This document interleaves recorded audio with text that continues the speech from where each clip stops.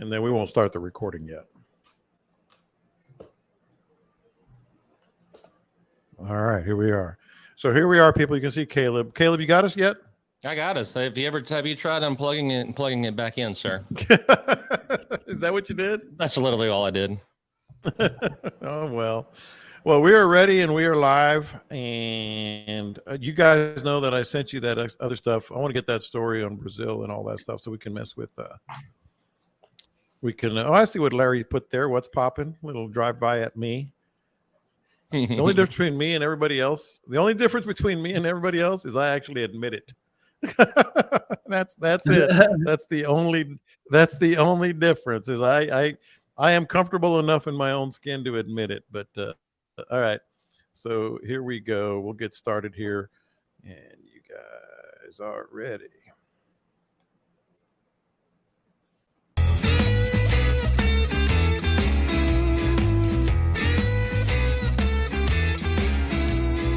Welcome into the Bite Me podcast. Here we are on, I should say, practically cool Tuesday afternoon, recording this week's podcast. It'll be posted tonight. And if you're joining us live on YouTube, we appreciate it. We'll take your questions as well here live as well. But it's practically balmy. It's practically winter. It's 97 degrees. So we're in a good spot there compared to what we've normally been. So Captain Caleb and Captain Patrick Gardner joining us here on the Bite Me podcast. So we're going to have, obviously, anytime we have Pat on, we get into some big-time trout discussions. But that's not all. Captain Dean is, I think he's in Nicaragua now. Last post I saw, he was actually in Nicaragua going to the jungle.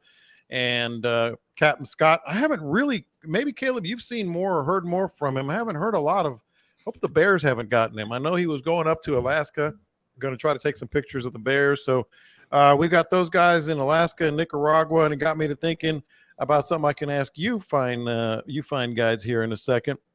But just a quick reminder to make sure to subscribe to the podcast wherever you get your podcast. Certainly join the Bite Me group page as well. Just remember to click yes there. Caleb, how is life with you right now, man? You're back on the water. You're back among the living. What's been going on with you? Man, we're looking for fish for the World Series, and man, I sure hope a 6.5 pound average is going to be good over there. Because that's what you're on. We've got better ones, but man, it's a drive, and we're probably going to have to do it.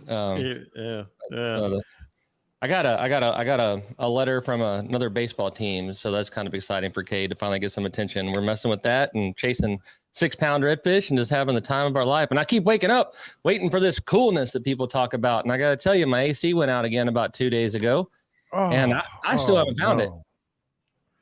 I guess not if your AC is out. And Captain Pat Gardner joining us as well. Pat, before we get into some of these topics, which we've got a lot of them, and we're going to be getting some questions, of course, from our listeners here live on YouTube. Catch us up on what's happening mid-coast. You spent a lot of time, obviously, in Matagorda, East Matagorda. What's happening there? Yeah, I took a lot of August off, actually, spending time with the family. I hate fishing during the hot months, to be honest. Growing up, I mean, my dad never liked fishing in the hot months. He said that was time for wakeboarding and going on the river. So that's what we've been doing, going out on the wakeboard boat a lot and hanging out on the river. But I have fished quite a bit the last 2 weeks. I fished that lingerie on the Bay tournament. My girls got 4th out of 83 teams, so they did. Oh, wow. Good. Yeah, it's huge turnout. Biggest 83 women teams. It was something else.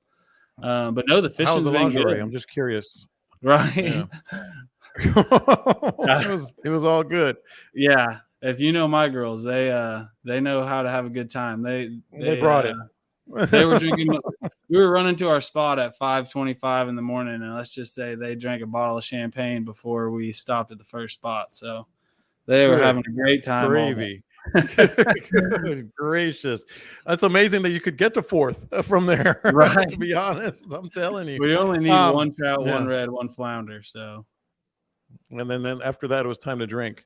Yeah. All right. So we, this kind of jogged my memory. We're going to get into casting distance, which was one of the questions from our group page. The long hot summer. You just touched on it, Pat. Maybe get into what I'm calling it advanced wading school. A lot of people wade fish, but I think I got 2 of the best ever sitting in front of me, so we'll get to that. But let's start with some exotic fishing. So I was looking at Dean had a video that he posted now that he's in Nicaragua today with his son, and they're going to be doing some adventures and some adventurous fishing and stuff. And it was beautiful, absolutely beautiful video that he did. And then Scott is over in Alaska, and I want to ask you guys, like, some of the lengths you have gone for some of that exotic fishing. Pat, I'm actually going to start with you on this. I mean, I've gone to Alaska, but it was pretty comfortable. Like, I've got another story that I'll share in a little bit about some of the exotic things that we've done. But where have you gone and done where it's clear that you're a sicko? Yeah, so one of the places I always wanted to go was Brazil, and obviously go after peacock bass and, a world-class one, try and catch one over 20 pounds. And my stepdad actually surprised me with a trip. I think we spent 12 days in Brazil, 7 of them actually fishing. And it was absolutely incredible. And the first day we had about a 2-hour window to go fish. So we just hopped on the boats right after our float plane. Well, we flew into Manaus, took a 4-hour plane ride into the jungle up the Amazon. And in the first 2 hours, I caught a 20-pounder. I was like, "Oh, okay, let's go home." Right, go home. That's that. Yeah, that was the biggest one I caught the whole trip. But I hooked 2 or 3 that I couldn't turn that ended up breaking me off. So who knows how big some of those fish were. That's incredible. That's one a lot of people have always wanted to do. I've never been able to. So you're 12 days in Brazil, 7 days fishing. What were the accommodations like?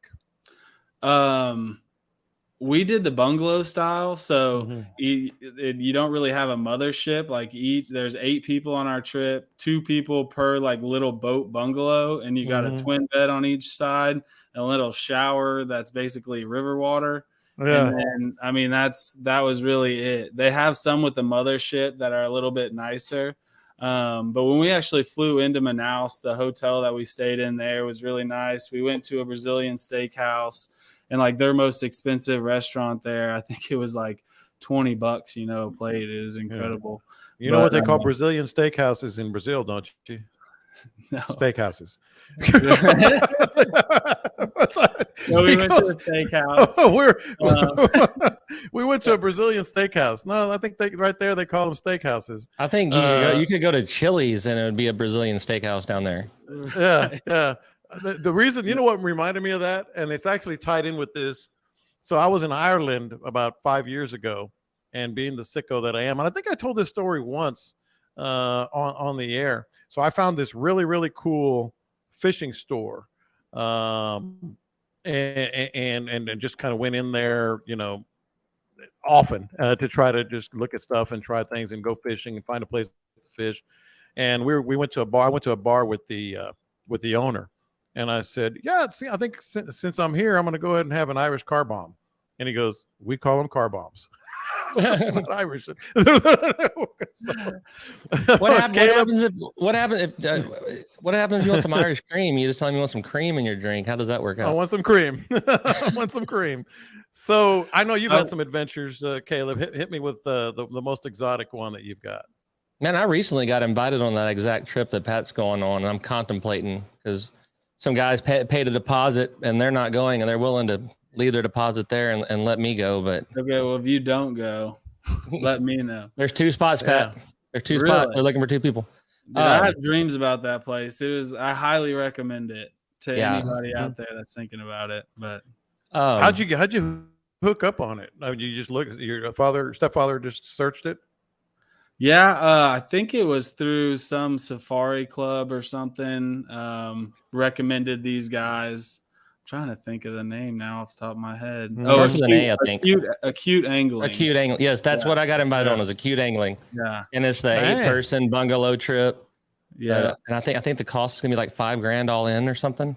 Yeah, I say that ain't bad. I mean, well, so I expected it like higher. 8 plus. So it's normal. I think he said it's normally $7,500 a person, but they were repeat customers. They had booked an entire group, so forth and so on. Plus, some people already paid deposit.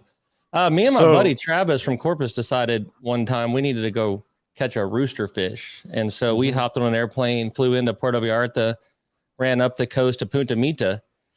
And we get there, and the guide, I mean, it's like a 26-foot panga type boat or something. And he says, "What kind of trip you want?" I said, "Man, we inshore. We want to stay close." Oh, okay. Next morning we get up, we run 60 miles. That's 60 miles. Inshore. And I was like, "Say, man," he's like, "Oh, this is inshore." I'm like, no, it's not. And man, I fished until dark. I sent Scott a picture. He asked me to never send it to him again. It was a topless pic, and my whole left side is black from working one of those popper things, but it's like 8 inches long. So we didn't get the one. We caught some little ones. We didn't get the one we wanted caught. And so Travis and I, in our infinite wisdom, we find paddle boards, right? Mm-hmm. And next morning we get out and we paddle out, and we're kind of working towards this point, floating towards this point / blowing towards this point / drifting towards this point / current taking us towards this point. And we're just kind of fishing along and sitting these paddle boards, and the surf keeps getting bigger and bigger. And I can see around the point, and it's like 12-foot breakers, dude. And come to find out, Punta Mita is a world-class surfing destination also. And here's two idiots from Texas on surfboards trying to catch a rooster fish. We never got one caught that day. And I know if I'd have caught one, he'd have pulled me right into those waves. It'd have been probably a worse story than I have. Well, that's funny that you mentioned that, because that ties exactly in with my story. You guys know that I've traveled forever, back in my previous life at the Chronicle. So I traveled all over the world. I always tried to fish, wherever I went. And actually in Ireland, I think I might've told this story. The most bizarre thing about that fishing store that I was, kind of going to almost every day was Amy Winehouse, the singer, like the last person you would expect to be an avid fisherman used to go in there all the time. She used to love to fish. She's the one that committed suicide. What was it? The Rehab song or whatever. And I was like, well, I wonder if she goes, yeah, she's always coming in. So I kept going in, but that's neither here nor there. I was down covering the Olympics in Sydney, Australia. And that was 2000, I think the Summer Olympics in Australia were 2000, 2002, something like that. And I had like a day and a half off where I didn't have to go cover. I was just totally off in Australia. So I took a little puddle hopper to Surfer's Paradise, which is a long way from Sydney. And I said, I'm going to go fishing. Well, Surfer's Paradise has 12, 15-foot waves. And I get with this local guide there. So I don't care what I want to catch. I just want to catch some fish in Australia. So we get in his little boat. And I say little, it was probably 19, 20 foot at the most. And he's going over these waves to the reef. I mean, it's like you go straight up, straight down, bam, straight up, straight down, bam. And we finally get to the big reef. And I don't even remember what we caught, but we caught some fish. And I was like, I do not want to go back this way. I actually told him, I said, is there another way to get back? Because it was like, it was terrifying. And he goes, well, we can go around this way, around the reef. And it's a little calmer. I said, yeah, let's do that. I mean, these guys are nuts in Australia. But I've been able to catch some fish in Australia and Japan and some other places, obviously Ireland and Korea. I caught some fish in Korea, which was really cool. But so what are we expecting? The stories here, Caleb, from you think he's going to get a picture of a bear, Scott, in Alaska? Have you seen any yet? Has he gotten any yet? I want a picture of one crapping in the woods. That's what I want. So they do. That's I haven't seen it yet. So they do. Yeah. in 48 megapixels. Yeah, can confirm they do crap in the woods. They do. I'm happy for him though. And the one with Dean, I mean, they're going jungle. I mean, it's backwoods, it's backcountry, and his son lives pretty much on the beach. So it's going to be talk about adventure. We'll get their adventure stories when they get back. What all are they going after? What's that? What all is Dean going after? Are they going peacock? I have no idea. No idea. The big fish in Nicaragua. His son, I met him a couple of weeks ago, is a really cool dude, and just likes to live off the beaten path, lives his own life. He's got an online job that he can live anywhere, so he's living in Nicaragua, so Sounds pretty like dang cool. Yeah. Pretty dang cool. All right, so we've got Captain Caleb here. Let's talk before we talk about the advanced wading school, which is the topic that I want to get into with you guys. And I know even our hardcore fishermen will learn a lot there. Let's talk about this summer. Pat, it's been, as most of us know, just brutally hot. It's been hard. There's been some occasional fish kills here and there. But what does it mean? I mean, like this morning, finally here at my house, I felt just the tiniest hint of a little cool air. So things are going to change. But what has this summer been like where you spend all your time fishing? And do you think it's going to be good news, bad news, or just kind of somewhere in the middle as we move forward? Yeah, East Matagorda has always been better in rainy years if you look historically. Maybe just because we're 1 year into kind of a drought right now, not even a full year, just several months. But it's been really, really good this summer, especially for bigger fish. July was fantastic. The last 2 years, July has been just lights out, and for good ones. We were consistently catching some 28s and 29s in a handful of spots all through July, and a fantastic topwater bite for that first hour of light. I suspect that it's going to be a pretty good fall. I know people have struggled as well this summer with it being so hot. When the bite's not happening, it's just really not happening. But I feel like overall the fishing's been pretty good, and I think we're going to see some pretty darn heavy fish this winter.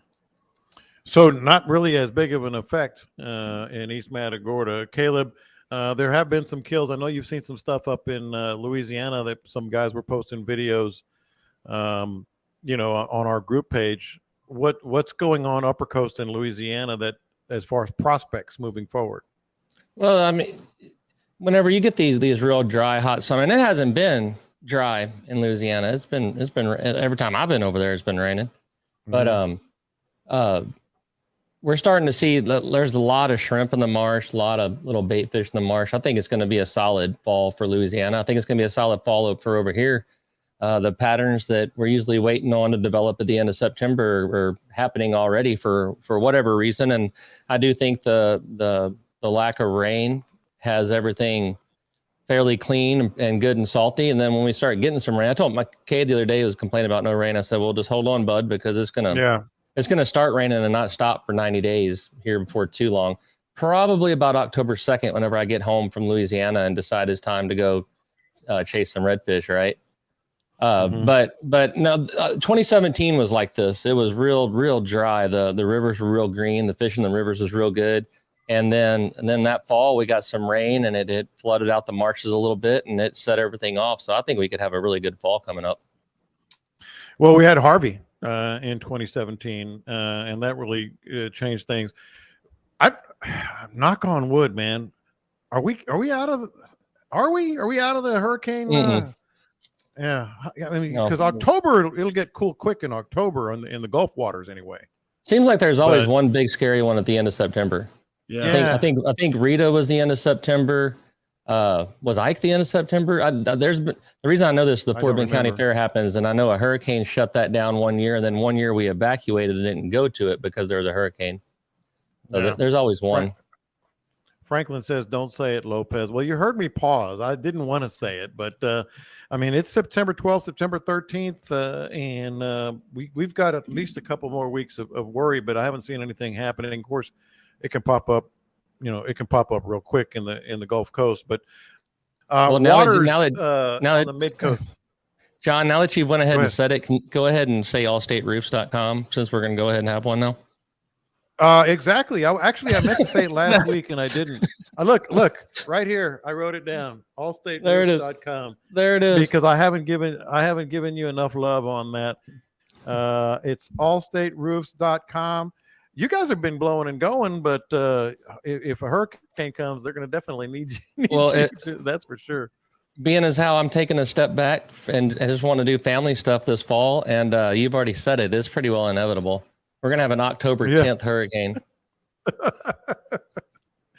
What about water and salinity, Pat? That's been one of the problems down south been really, really salty because we haven't had any rain. You said it's been good as far as fishing, but is it restricted some in terms of like areas that you're going? I mean, it's definitely salty. You're gonna catch some, and actually in a back lake that Caleb and I both like, where you catch random big trout. You're gonna catch some big trout in those random back lakes too right now coming up as well. And I forgot to mention earlier, we were talking about fish kills. We did have a bad fish kill. It was isolated to, one back marsh in East Bay. I saw that. But it wiped pretty much every single thing out in that lake. Tides got really low, wind died, oxygen levels got depleted, and it was, everything in there pretty much died. We didn't see too many big trout. I think a lot of those big trout rolled out of there because the water temps were so hot, and we started to lose water. But the amount of flounder and some little trout and whatnot, it was pretty staggering. More so the flounder than anything. But salinity levels are higher right now in the bay for sure. The amount of shrimp in the bay and in the back marshes is insane. I don't know if I've ever seen this much shrimp, at least in the last several years. So I can only imagine when we start getting these cold fronts and these suckers start flushing out and birds start working and those trout have them wadded up. I mean, now you're getting me excited. And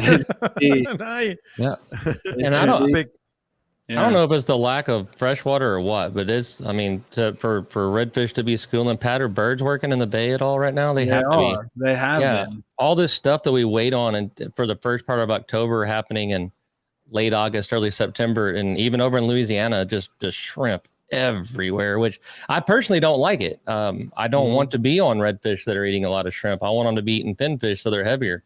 But this is stuff that you typically don't deal with this time of year, or at least that I can recall. It's hard. I mean, I recalled an hour ago it was Tuesday, and that's because you texted me. But from what I recall, by the way, that was on recommendation from Capt and Scott. He goes, "Be sure to text Caleb, tell him that today is actually the podcast. Today is Tuesday." I said, "Okay, I will." Smart. And I did. Smart. All right, let's go to advanced wading school. And I've got some very particular specific questions for two of the best in the business coming up. All right, boys. Patrick, don't think I didn't hear you earlier when you said, we've been catching some 28s and 29s. It's the first hour of daylight. And some of these key phrases that a good wade fisherman knows where to go. Let's start with obviously a lot of our listeners wade fish. I wade fish. Everybody dabbles here and there, some more seriously than others. But it takes a special breed to know not just the wheres and the hows, but to have the grind and be able to see the things that can lead to some nice big days like you just talked about that you're having. So let's go to school here. What do you think makes the biggest difference for your wade fishing success? And don't be humble. I mean, Caleb brags about you, I brag about you, and then I'm going to ask Caleb the same thing, that you are one of the best trout fishermen, one of the best wade fishermen that we've come across. So don't be humble. Let's help some of our listeners. What makes it that way for you? What are some of the key things that take your wade fishing to another level? I think understanding how to approach your areas correctly is the biggest thing. You see a lot of people park on top of where the fish are going to be at.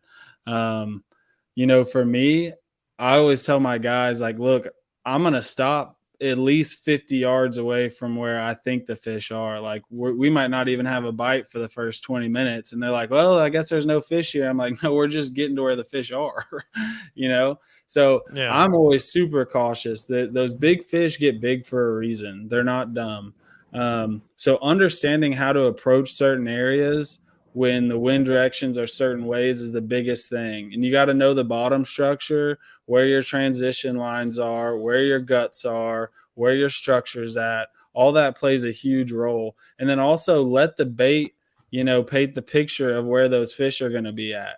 Like, pay attention all the time. You have to have all your senses going when you're wading to understand where that bait is. Like, you're going to see bait lines and where most of that bait's hanging. And then in your mind, you got to say, okay, well, why is it hanging right there in that certain area? Is there a little bit of a drop off? Is that right where the mud and sand transition? Is that where that current line's pushing through, where it just transitions like 6 inches? And so you got a current line and those fish are sitting there in that current getting a free meal. You got to be able to kind of put all these different factors in together to really make it successful to target those bigger fish. One more thing before we get to Caleb's points on this. A lot of people say you really got to grind, you really got to take your time, you have to be patient. But I feel like a lot of people just, when they wade fish, I know people that I've wade fished, and probably myself too, if I'm being honest, they go on a wade and they say, I'm going to be here for 2 hours, taking my time. I'm going to grind. I'm going to be patient, even if I don't get a bite. But isn't there like a smart patient and not a dumb or not so smart patient? Because like, if you're just waiting just to wade, you're just trotting, walking through the water. I mean, you have to have kind of a strategy when you're taking your time too, right? No, absolutely. What are you laughing about so hard right now? You and your is there a smart patient? Anybody that knows about Pat's smart patient, and you say, Pat, you about ready to go? He's like, yeah, one more wade, and 6.5 hours later, you're still. Well, that's why I wanted to ask him first, or maybe that was a loaded question. If all the signs are telling me those fish are there, and especially if I've already been fishing and been catching those fish in that area, there's no point in running. You're probably in a time where those fish aren't biting. So you're going to just be running to another spot and maybe miss the window of those fish eating. So especially coming up in the wintertime, if I know those fish are there and you got small bite windows, I will do figure eights for 8 hours. I really will. And Caleb knows. And that's what honestly will separate you from catching, the world-class fish that you want, especially if you know those fish are in that area. I know it can be hard at times, especially if you're new to it, being confident staying in an area for that long. But if all the bait's right, the structure's right, the water temperature's right, the wind direction's right, then why are you running somewhere else? Those fish probably just haven't started eating yet. So yeah, I will stay somewhere a stupid amount of time, almost ignorant. While the other half of your party's with me out in a boat drifting, waiting on you. Right. But here's the thing. Do you know how drunk those guys got, Pat, waiting on you for one more wade? But here's the thing, Caleb, you've seen it up close. I've seen it up close. I've been with Patrick, and he just goes down this shoreline and that's the other thing that he does. And maybe we'll get back to this, like ankle deep water certain times of the year, and just going and going and going. And that's why I said smart patient and dumb patient, because I respect what Pat does, Caleb, and I know he's seeing something. It's not just, I'm going to be here for 6 hours. You know what I mean? So what is the advanced, like I said, I keep going back to this, the advanced waiting school, thought process there? So, the best bull riders in the world grind harder and longer than anybody else because they love it. Baseball players, football players, ballerinas, saxophone players. And that's where I was about to call him Trout. That's where Pat's edge comes in at, is he's willing to say, okay, it's right. And after 2 hours, I'm not going to get lazy about it and go home. And then he sits through that time and often gets rewarded for it, right? And so it's you know the name of this every time. I don't. When the dude rings the bell and the dog's mouth waters, right? Pavlov's dogs. Pavlov's, yeah, him. Yeah. Pat's it's whenever I first started fishing, when Pat started first fishing, whenever you first started fishing, you'd pull up to a drain and whoever the old man's with you would say there's bait all in it, and you'd say yep, and you didn't have any idea what he was talking about. Now, whenever a shrimp jumps 40 yards from me, I can almost hear it hit the water. It makes a funk sound in my head. Yeah. And so you're being rewarded for recognizing these things, and then you become better at recognizing them. Then you're able to hone it down. Donnie Maha is a guy that shortened my learning curve exponentially when it comes to fishing for big fish. And I always thought, until he did it about 8 times in front of me, I thought he had lost his mind, because he would tell me, there's a big one coming down the shoreline right now. She's right over there. And it's not clear. You can't see her. No. And devil be danged if within a couple minutes he hadn't hooked up to her. And Pat's talking about the same thing. He's watching the bait react. He's reading the situation. He's reading everything that's going on. And I agree with Pat 1,000,000%. If you have the right water movement and the right bait and the right watercolor and the right conditions coming in, there is zero reason to move. I've told this story 1,000 times. It's so easy to use it to illustrate something. But I went back in a cove. I sat there for 6 hours without a bite, and then caught a couple of 6-pound redfish, caught a 5-pound trout. And then from 2 o'clock until dark, I think we caught like 8 fish over 28 inches and didn't move 50 yards all day long because everything was so right. And I've always prescribed to the idea of I would rather ambush them. I would rather be waiting whenever they come in. So let's say you've got, this will work for most people that know Matagorda Bay, but say you're in Oyster Farm and you said, you know what, this isn't any good. I'm gonna go to Cain's Cove. Well, if a wad of fish just moved out of Cain's Cove and they're headed to Oyster Farm, you've just missed them on both ends, right? Yeah. Where if you're waiting on it, and that's kind of where Pat works. Pat will stand somewhere and not move and do this thing with his rod. He can work those baits, baby, for 400 hours. And that's what makes Pat great. Every time you talk about me or Scott being like, the greatest, blah, blah, it makes me flinch. But whenever you call Pat one of the top tier wade fishermen, trout fishermen, frankly, boat fishermen, I don't discount that one single bit, because I've seen what he can do year after year after year and his approach to it. Well, now that we've blown up his head to like 5 times, we can point out that pretty pink purse hanging on his door handle right there. He does have a pretty pink purse on that door handle. Who's a girl dad? He is. That guy right there is a girl dad. But no, seriously, and the one thing that I know a lot of our listeners are probably thinking, because I picked up on it when you said this, Pat, is like you have to know when it goes from mud to shell, and that only comes with walking for 4, 5, 6 hours. And putting it or socking it away. You might have a 2 or 3 days in a row where you go wade fishing and don't catch squat, but the 4th day, you know exactly where everything is that you just walked on, and that is as much like every fishing trip is a learning experience, even if you don't catch a damn thing. Yeah, and no, 100%. You know how many days I've zeroed since I was younger? More times than I can count that I was out there from sun up to sundown. But that's, pure effort sometimes is the trick, especially with these big trout. And then also having the confidence of you've made 1,000 casts today, but that 1,001 is going to be the cast. Being able to stay focused, cast in and cast out, believing that cast is going to be the fish of a lifetime, because you never know when you're going to pull that lure in front of that fish, and you have to have everything just right for him to want to eat it. So you have to have an extreme amount of effort. One, not only that, be able to stay focused for hours at a time and believing that every next cast could be the cast. I've always said that confidence catches fish, and Pat is quite 100% in my mind the most confident fisherman I've ever fished with in my life.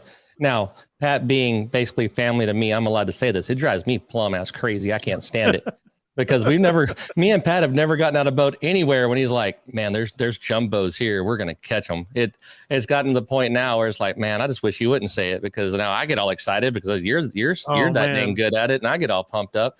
But it's true, part of it, and that's part of it too with my customers. Like a lot of my customers catch really big fish with me because I instill that confidence in them. When I'm hopping out of the boat, I'm looking at them like, oh, it's on, bait's right, everything's right. I'm like, it's freaking about to happen. If I had a nickel for how many times, like we're stopping somewhere, and he goes, oh, look at that. Oh, yeah. Look at that. Did you see that? Oh, you see that? Yeah. I'm like, what? I haven't seen damn thing. So you fish with him too.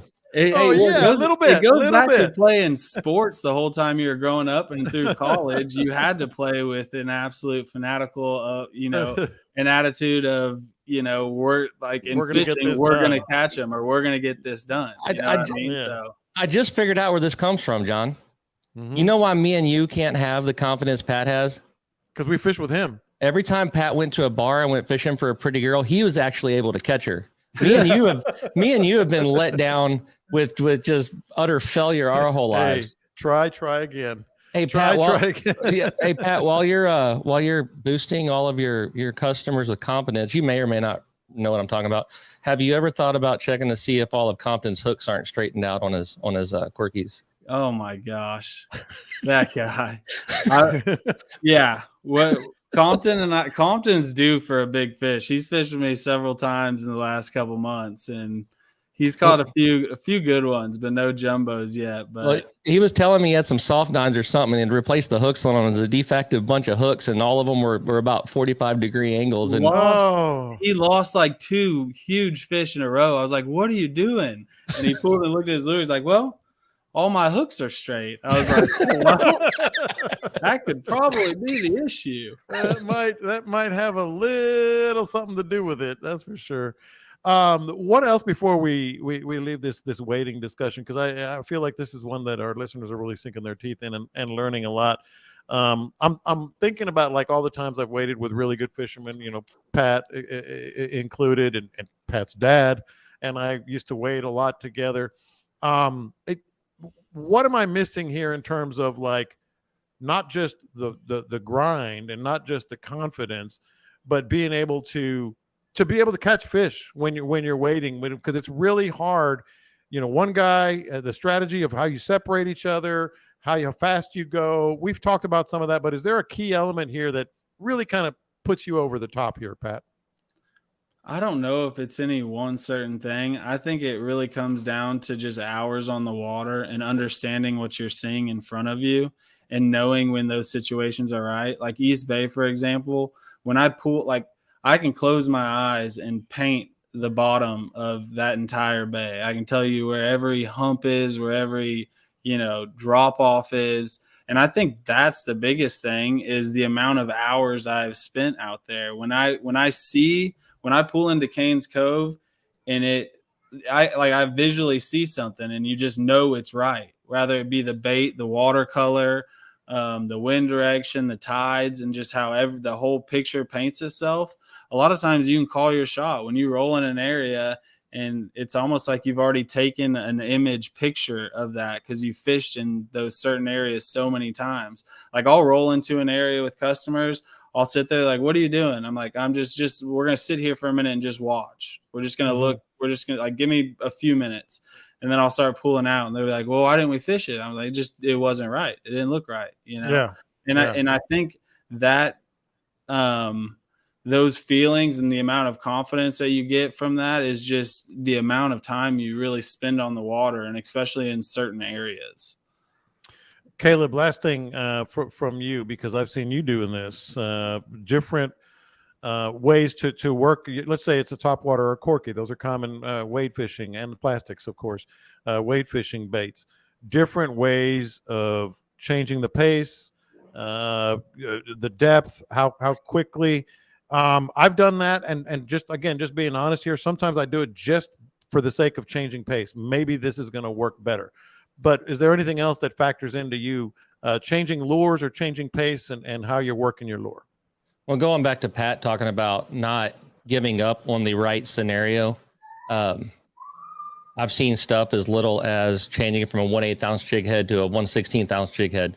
I've seen stuff as small, and if you can go, the K Wiggler put out a video where me and Wayne Davis fished, and I'm throwing a corky and I catch a couple of fish, but it's still kind of slow. And I think Jody was filming with me on that day. I said, "Hey, Jody, watch this." And I put on a little double D, which is essentially a hard soft nine, and caught fish every cast. It's changing up your profile. It's like you said, working a lure high and fast, working it low and slow, kind of varying it. Sometimes I'll make it dart around, and one of my favorite things to do throwing a corky, whether it's a soft nine, a fat boy, anything, is I'll twitch it a couple times and let it sit, and then I'll reel my handle as fast as I can, about 10 turns, just to make that lure run, to see if I can get a reaction out of something. One thing you learn, and it frankly, it makes it very hard for me to blind cast anymore. And what I learned from is sight casting and where that lure has to be in relation to that fish to get him to eat.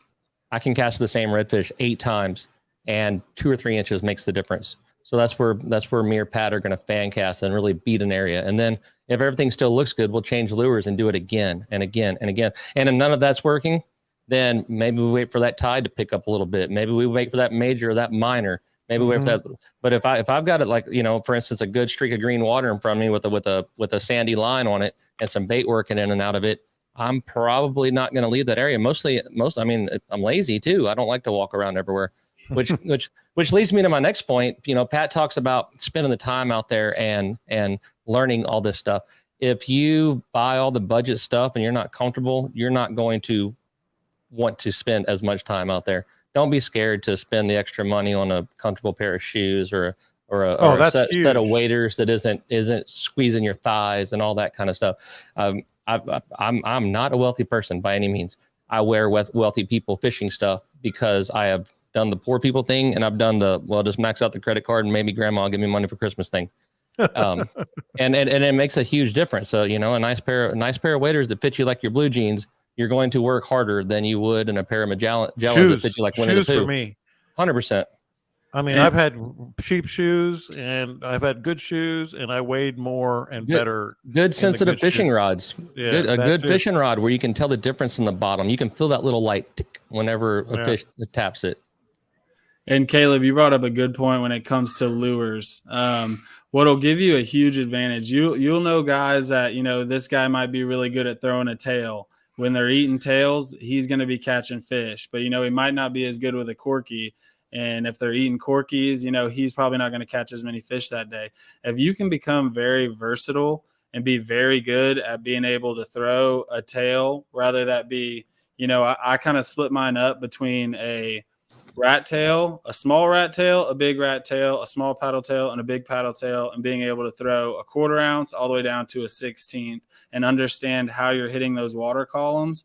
And then also, you got to get good at throwing some kind of suspending bait. The soft dines are a little bit easier than the corkies, but you need to be able to throw a soft dine and be able to know where it's at in the water column. Same with the Fat Boy. If you can, I would honestly say the Fat Boy, the soft dine, your tails, and then like a double D, if you can become very proficient at throwing all of those baits and understanding when you're supposed to be throwing those, that plays a huge difference. I think that's probably one of my biggest, upsides is I'm very versatile in what I can throw and throwing all of them very well.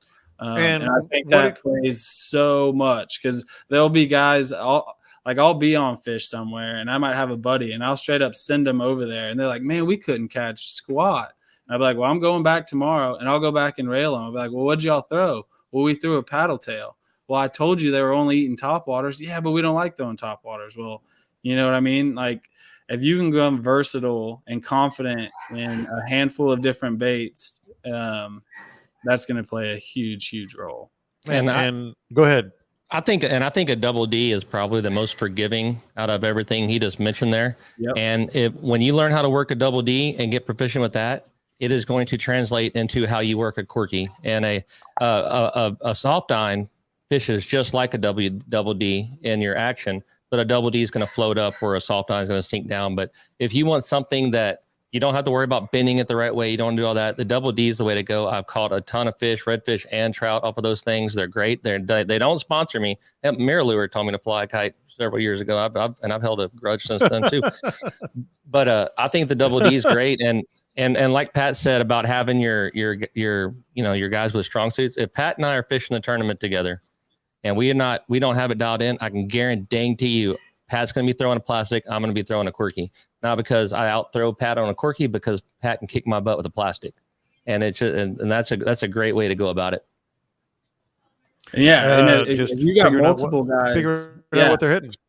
And if you have multiple guys waiting with you, I'll definitely do this. If you can't get them locked in on exactly what's going on, if you got 4 guys, make sure everybody's throwing something different. Like if one guy's really good at corkies, say, okay, you put a corky on, and I'll kind of throw whatever my guys aren't confident in just to make sure they're not one to eat that. But I'll have everybody throwing something different, especially if I think there's fish in the area and we can't quite get them dialed. And the other thing is, once you catch fish, and this is wading and drifting and all fishing for me, is you got to swallow your pride sometimes. Like sometimes it is just that bait. Now, I know Scott likes to talk about I'm more of a light color or a dark color, and it doesn't really matter. But sometimes it absolutely does. If it's plum, if it's white, and you catch 2 trout or 2 whatever on those, and nobody else catches, put them all on plum or put them all on white, and that'll make a difference too. For sure. There seems to go through cycles where some years white's really good, some years plum. For Mike over at Anglers Anonymous will tell you he couldn't give me anything purple for free. Couldn't pay me to use one for years. And then all of a sudden they started eating purple stuff. Now I have a whole pile of purple stuff. And it does. I mean, that gringo, that white one was the thing to go to forever. Forever it was the orange tequila sunrise. And I don't know why that is. I do know that whenever I go out in the morning and bust a wade, and I knew Pat Nightfish, and I see a color of a broken off corky laying on the bottom, I'm usually tying it on. All right. Well, that was really good. And I know a lot of people got something out of that. But it's funny you mentioned the baits, because the question we got from one of our listeners about casting distance and when it matters most. Let's get into that next. So the question becomes, Caleb, I'm going to start with you on this one. When casting distance matters most, because we've talked about being accurate. We just were talking about, the different baits and working them. And we never talked about distance. And I thought it was interesting because actually another question that led into it was, how do you get the most distance out of some of these? I think somebody said with a 16th ounce jig. It's on the group page, and we had some comments on that. But then somebody texted me and said, well, why does it matter? When does it matter to have the best distance casting? I have a couple of thoughts, but you guys are the experts. I want to hear you first. So this is a double. There's 2 answers here. One is red fishing out of a boat. That's simple. Use a heavier jig head. If you don't want it on bottom, reel it faster.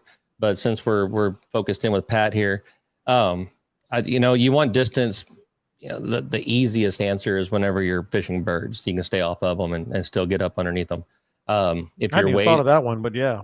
Yeah, or if you're waiting and there's a particular place that me and Pat really like to fish that has you're on a sand flat, and then there's a pretty stinking wide gut, and then there's a sand flat on the bank on the other side of it. And for whatever reason, if you step 2 foot off in that gut, you just screwed up the fishing for everything. You can't go past it. And so, if you're throwing an 1/8 or a 16th or something, you need to get it over there. That would be a reason that I would go for it.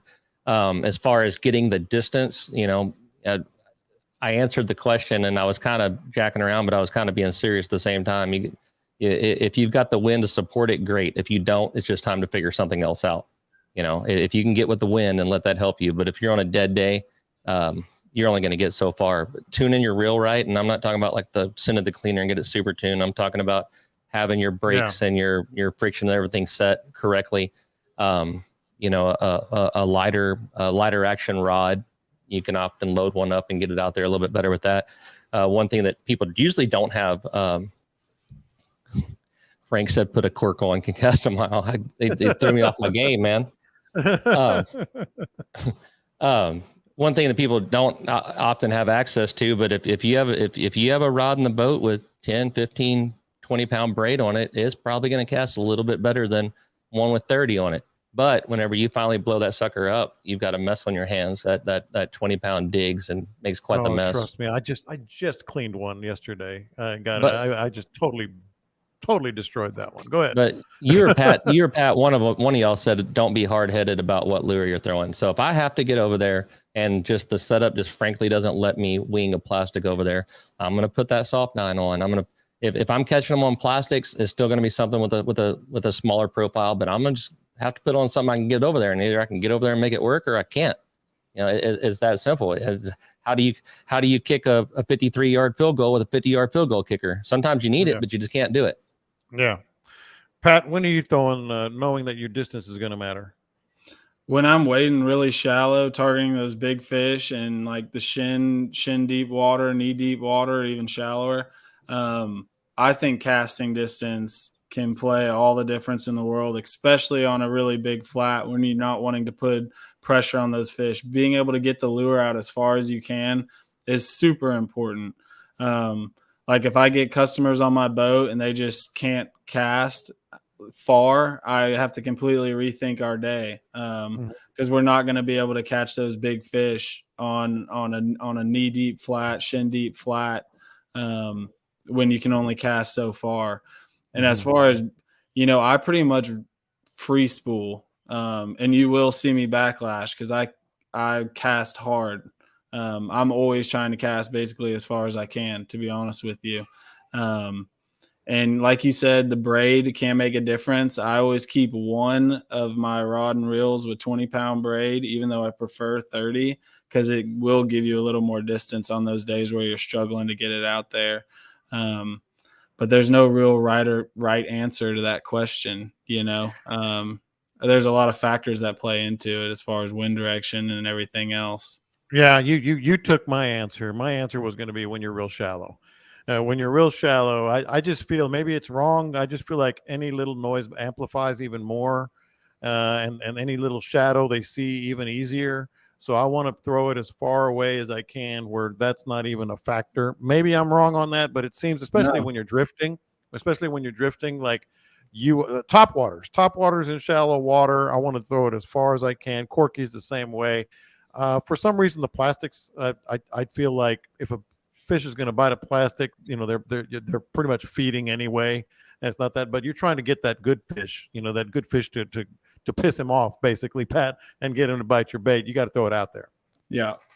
Another thing that it's not quite on topic, but I thought of it earlier and didn't say it, is understanding your baits, what they do and what they can double as. And but what I mean by that is if I'm in my head about whether I want to throw a quirky or a topwater, and I think to myself, well, I can run the double D shallow. It's got rattles in it, and I can rattle the heck out of it and keep it up kind of high. Or if I'm in my head about whether I want to, throw a topwater or a fat boy, I'll just set that fat boy up, put on a floater maybe, and run it higher in the water column. Because I've always been of the opinion that a lot of the times fish will eat a quirky, but not a topwater. But they wouldn't eat a topwater, not a quirky, if that makes sense. I do that with twitch baits. I like a lily or a mirror lure twitch bait or someone, because you can let them get shallow up on the surface. I mean, you can get them up on the surface, or you can work them faster and they're down lower in the columns.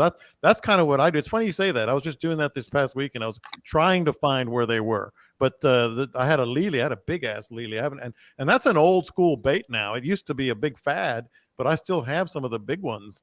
It makes you feel old, don't it? Remember when it was the hot new thing? Six years ago. 6 years ago, I'm sitting in with me and Pat are in Port Mansfield together, and I'm like, man, check out these lilies. They're brand new.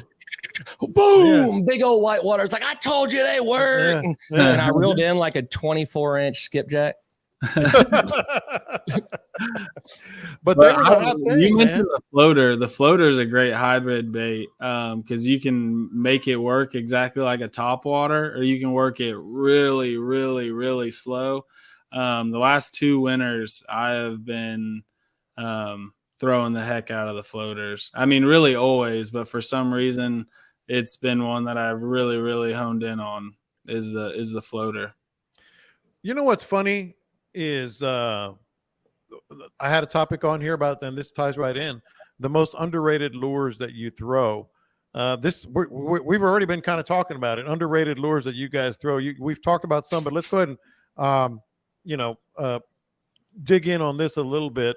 It's kind of a spin-off of me, proudly throwing the popping cork, and I don't care what the hell anybody else says about it. But to me, it is the most underrated bait that I throw. Patrick has been with me dozens, if not hundreds of times, when I'm catching fish on the popping cork and I'm not throwing anything else. But I've been kind of on a little bit of a silver spoon kick here lately. Like, I haven't really ever in my life thrown a silver spoon, but it's like everything else, Pat. I tried them somewhere about a month ago, and I caught a couple of nice little trout, and I was like, hey, yeah, it's pretty cool. So once you get that confidence, so now I've been throwing them a lot more. What are the underrated lures that you're throwing?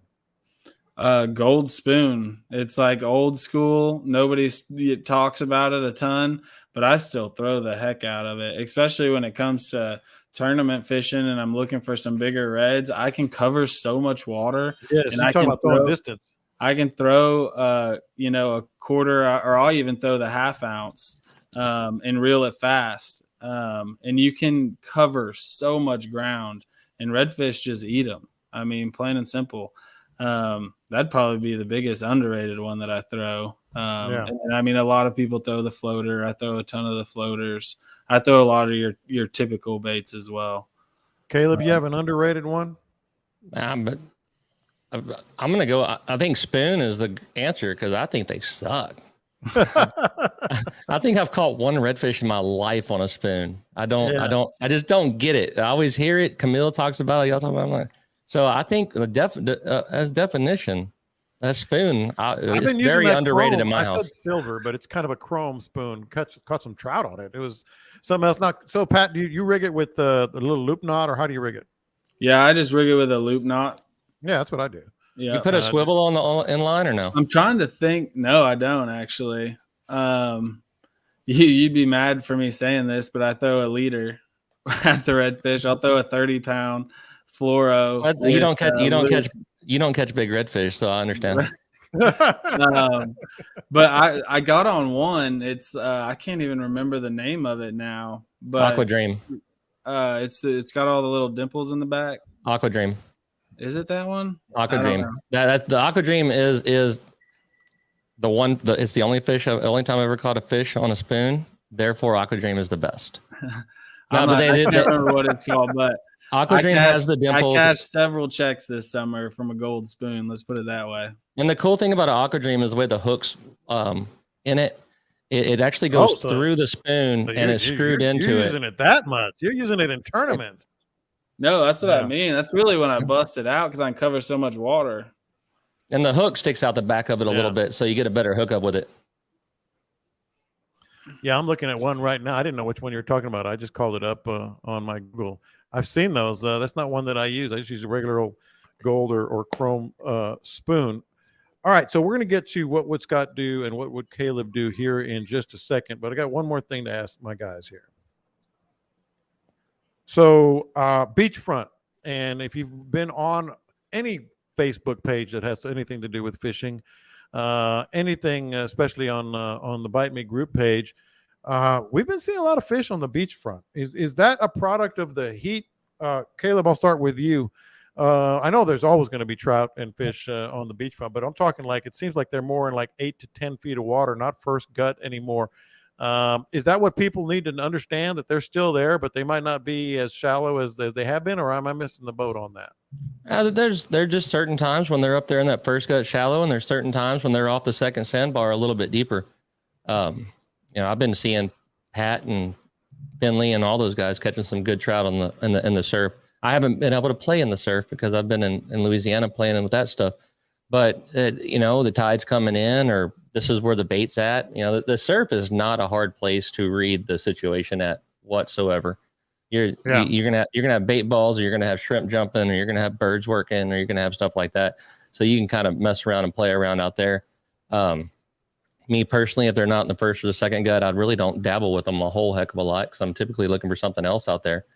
But I don't know. Pat might be able to tell you. Yeah, about Pat, that. Especially down in Matagorda when I fish there, and I'm not snuggled up tight on the shore there on the beach on the shoreline, and I see birds or whatever. I kind of almost like not even pay attention because I think it's whatever sharks or something else that I'm not interested in.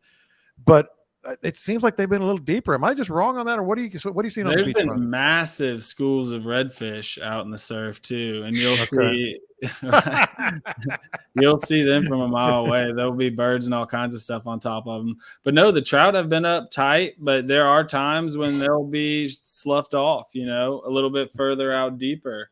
But the surf has been fantastic, really up and down the coast from what I can tell from. Yeah, that's why I wanted to bring it up. All the way to Port Isabel. I mean, it's everybody's been killing it in the surf. Yeah, really I've just seen more and more pictures from beachfront, and I'm like, okay, now I got to go. And by the way, a message here on the live stream. Someone just added that spoon to the Amazon cart. I'm telling you, it's almost as if fish go on fads as well.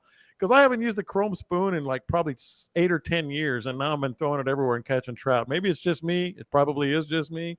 But it's like all of a sudden I'm throwing lilies and still chrome spoons. It's like it's 2008 again or something. I don't know what's going on. So y'all heard it right here on the podcast. The only person that can catch fish on a chrome spoon is John. Who said that? You said just me 3 times.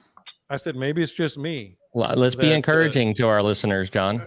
Oh, I see what you're saying. I see what you're doing there. No, I mean, maybe it's just me that I've been deciding to use this all of a sudden. Maybe other people have been catching fish all along on it. All right, smartass. Let's get to what would Caleb do and what would Pat do? All right, so Thursday, Friday, Saturday, I'm looking at East Matagorda Bay. I'm looking at Aransas Pass. I think, Pat, you've been out on the water probably more so than me lately. In fact, I know that. What would you do this coming weekend? What the weather's looking like, what the temperatures and the conditions are? I'm sitting here looking at them. Oh, that's not good. It's supposed to be, well, we need rain, but it's saying it's going to be raining all day on Saturday. Yeah, that's what I'm looking winds. With light or north winds, I'm probably going to be hanging out around the middle on top of some shell, or I'm going to be on the north shoreline fishing some of that cooler water coming in off the intercoastal. The intercoastals had a ton of bait in it. Wading, throwing artificial. But I'll probably get out there in the middle on top of some shell somewhere if the winds are completely dead first thing. Well, it is going to be a little windy on Friday. Friday is going to be up into the 30s, but Saturday morning, at least where I'm looking, it's going to be really high early, but then start to calm down. But you're thinking over the middle of the bay. Caleb, what are you looking at? I'm looking at pretty low winds. Saturday, if it doesn't rain, I don't see lightning bolts in it, so you'll think we're okay. It's going to stay overcast as high as 89. Saturday and Sunday look like decent days to be kind of cruising those grass lines, looking for the pods of redfish that people have been seeing. That's what I would be doing. And then, if you're not a redfish type, then Pat's spot on. Is still a little bit warm out there, so those deeper reefs would be solid action, or maybe catching a little tide swing on a flat somewhere. But if I had to do it, I wouldn't get out of the boat this weekend. I'd be seeing if I couldn't find some schools of redfish or drifting for trout in deeper water. That's what I was thinking. I was thinking the same thing where I am. I want to catch up on where people can get a hold of Pat because I know and Caleb, because I know people are going to want to fish with you. But before I forget, I meant to get to this last week. I got to stay at that Real Paradise place. One of our good listeners, Doug Frankham, I stayed at his place down in Rockport.